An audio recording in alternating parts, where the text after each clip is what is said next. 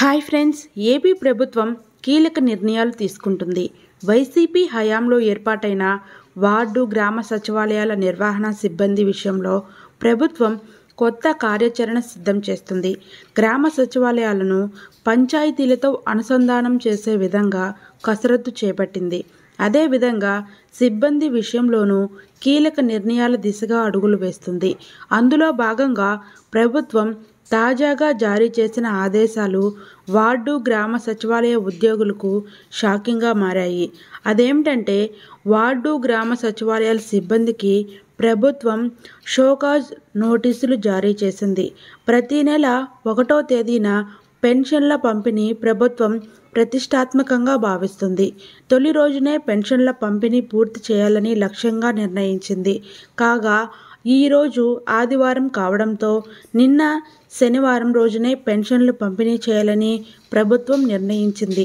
అందులో భాగంగా గతంలో వాలంటీర్లతో జరిగే పెన్షన్ల పంపిణీ కూటమి ప్రభుత్వం సచివాలయ సిబ్బందితో కొనసాగిస్తుంది.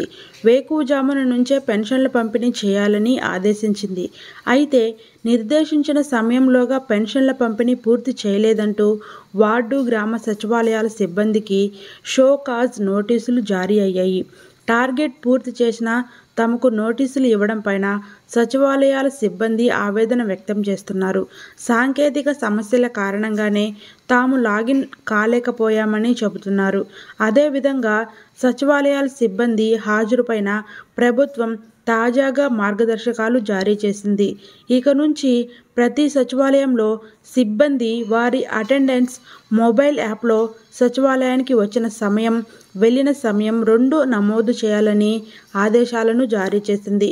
ఒకేసారి ఎంటర్ చేసినా, ఒకేసారి ఎంట్రీ ఉన్నా ఆ రోజు ఉద్యోగి సెలవుగా పరిగణిస్తామంటూ ఆదేశాలు కూడా జారీ చేసింది.